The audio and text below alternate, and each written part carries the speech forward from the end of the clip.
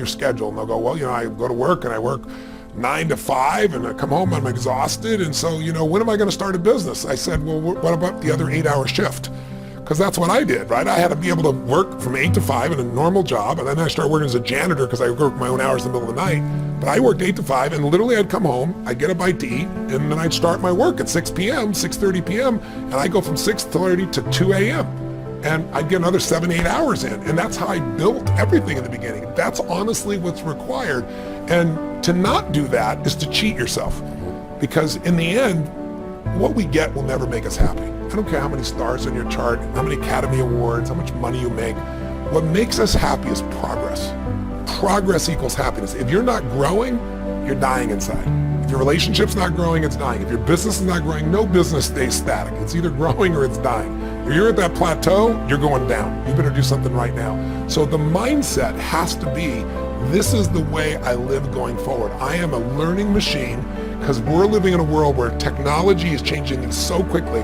I got to stay ahead. And that makes people fulfilled, because you become more. You're not just doing something because you have to or because you're trying to keep up. In business, every one of your readers or viewership in this case should really ask themselves the question, who am I at my core?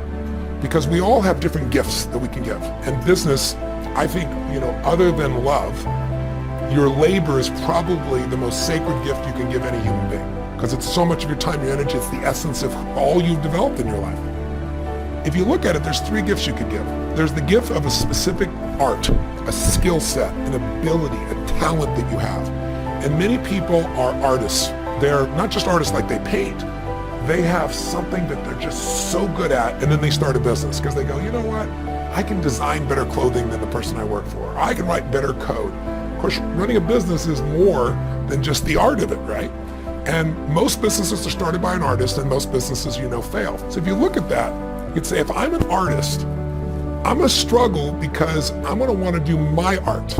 A great business person says, it doesn't matter what I care about. I can't fall in love with my product or service. I need to fall in love with my client, and I gotta constantly changing to meet their needs. Don't fall in love with your product or service, fall in love with your ideal client. That's a different game. There's another type of person who's more of a manager leader, meaning their gift is not a specific skill set, like selling or creating or something. It's managing people and processes, and they love it, all right? And it's their nature. When it's your nature, you tend to get good at it if you work at it, right? Because it's just who you are. You're reinforced for it. And then there's the entrepreneur. And everybody calls himself an entrepreneur, but there are people that are entrepreneurial and there are entrepreneurs. And an entrepreneur by nature is different. They love risk. They live risk. It's like Steve Wynn's a dear friend of mine, and he took me to Cal, and I saw this guy lose $10 million, in less than 30 minutes. And the guy got up and gave Steve a hug and said, oh, Mr. Wynn, you're incredible. He actually said, would you take a picture? And I'm used to hearing this, right? So I said, oh, sure. And he goes, no, would you take a picture of me with Mr. Wynn? And he just lost $10 million from him, right? That guy's an entrepreneur, right? You lose $10 million, I'll just figure another way to earn it again, right? It's a different mindset. An entrepreneur is in it for the money, right? They might be in for other things too, but they do want to make money. The artist is not as committed to making money. They want to make money, but they want to do their art. They want to make that dress. They want to write that code. They want to do what they love. So if you're going to be a successful business person economically, you got to say, who am I and who do I need? If I'm a great artist, I probably need a good manager leader as a partner, because they're going to help me build the organization, and I can still do the art that people love, and I'm going to just make sure my art is what they want, not just what I want. If I'm going to grow and scale, who am I? If I'm a manager leader, I might want to tie in with a great entrepreneur, because there's going to be something much greater I can be a part of and own a piece of potentially if I'm there. If I'm an entrepreneur, I'm looking for great artists, because they're going to be the core of my business. I'm looking for great manager leaders. So you got to know who you are and who you need. At Inc., we pay a lot of attention to entrepreneurs, what they think. We survey them, we read other people's surveys. And one of the questions that comes up over and over again, we'll ask people who identify as entrepreneurs, what's your biggest challenge? Yes. Surprisingly, people will volunteer, I don't have the right idea, which fascinates me. Because if you don't have the right idea, why are you identifying as an entrepreneur in the first place? Yeah. But at the same time, I don't want to dismiss it. I'm trying to understand, and I'm curious. When they say I don't have the right idea to succeed, to build the business of my dream. You're all about inspiring people and getting people to dig inside themselves. Where do those good ideas come from? Where should these people turn to find those right ideas? Steve Jobs used to say the best ideas are stolen, right? Because, he didn't create the mouse. The Apple came, he went to Xerox, right? And they built the mouse, they built that interface. He just went out and basically stole it, right? I would say, Starbucks was modeled, right? Churchill's overseas, he sees this incredible situation in Italy and says, wow, this could translate so well. Let's take this back here to Seattle. You don't have to be the originator of an idea. You can see a model that works and just execute better than someone else, or see something that works one place and bring it to where it's not. The idea that you have to be an original thinker, I consider myself to have a lot of original thoughts, but I also believe, holy cow, I stand on the shoulders of so many people that I've learned throughout the years that I've forgotten half of where it's come from because I've read so much, learned so much, interviewed so many people. The ideas come from looking for them, being obsessed to find them, and being clear about what you're looking for. I'm looking for something that's going to change lives in this way, or that I'm really passionate about in this subject and that I really believe can have a margin. So I think that's one thing. I think the other thing is it's all about creating the right questions. So I tell people, if you want to create innovation in your organization, if you try to do it like once a year rain dance, it never works. You got to train your people in a different way. And the way I do it in all my companies, and the way we've grown so much is, I am always bringing new voices to the table. New voices come up with new conversations, come up with new decisions, new ideas. So I met a multi-billionaire many years ago, now a good friend of mine, very private man. And I asked him the most important aspect of growing his business is, he said, every single year I bring somebody new to the C-suite, every single year. And he said, and the reason is new blood has fresh thinking. They have a fresh voice. They have a fresh perspective. And they shake things up a little bit. And he said, and I get somebody off the team. He does the GE approach to things very often in that area, right? Then the second piece, though, is if you're getting those new voices, you want new conversations, so you need to ask new questions. And, one of the questions I teach businesses to ask is, what business are you in? What business are you really in? And I got that from Mark Benioff because Steve Jobs mentored him. And he shared with them that when he took over Apple after the debacle, right, they were near bankruptcy, the first question he asked everybody is, what business we're in? They all said the computer business. He said, if that's true, we're in deep trouble. In fact, it's not even called computer. It's just Apple, right? And what he said is they worked in it over the years. And at one stage early on, they said, we're in the business of giving people, of connecting people to their passions. And we do it artfully. We do it beautifully. We do it in a way that works. And connecting their passions led them to music, which became the transformation of Apple, right? iTunes, and then that led to phone. I mean, Apple's a phone company now. If they'd stayed Apple Computer, they would not be one of the richest companies in the history of the world.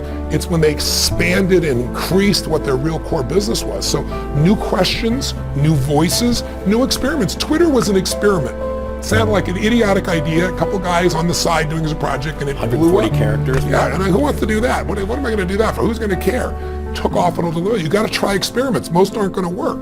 And I think that if you try new experiments, you get new voices, you're asking new questions, you're going to stimulate new answers. But most people do the same thing. And also, when you start saying, I don't have the idea, and you believe I don't have the right ideas, you don't even look for them anymore, right? It becomes a self-fulfilling prophecy. One of the other things that you've said that intrigues me is that people running a business actually need to be running two businesses. Yes. There's the business that you're operating today, yes, and there's the business that you're becoming. That's so critical. And I think of our, again, Inc.'s readers and Inc.com's viewers.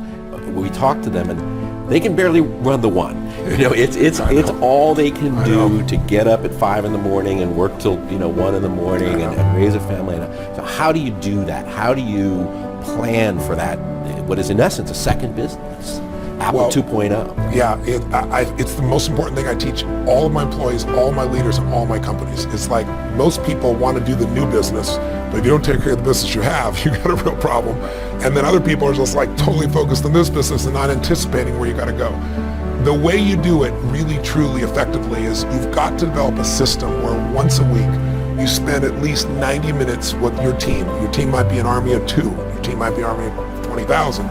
But where you work on the business, not in the business. And you take each stage of the business, you put focus on it, because what most businesses do, if you're really good at marketing, that's what you do lots of, and it keeps you going, and then you get bit on the employee side, or you get bit on HR, or you get bit on accounting, or you get bit on sales, right?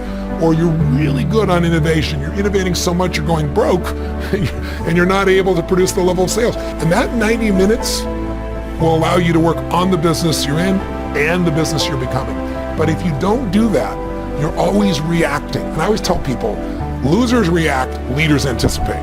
In the last few years, I think there's been a kind of flux in the way that people think about failure. In Silicon Valley, arguably almost a cult of failure. There's this idea that fail faster, iterate, fail smarter, iterate, fail, launch again. At times it seemed excessive.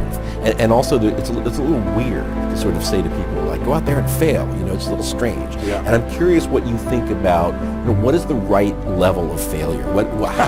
How should someone who wants to be successful think about failure? Well, how should they think about failure? Yeah. They've got to look at it as learning. I mean, anyone who is incredibly successful has failed more than other people. You just don't see it because they got back up so fast and they learned from it, right? That's really how it is. The fastest way to avoid failure is not to learn by your own experience, but to learn by other people's experiences, right?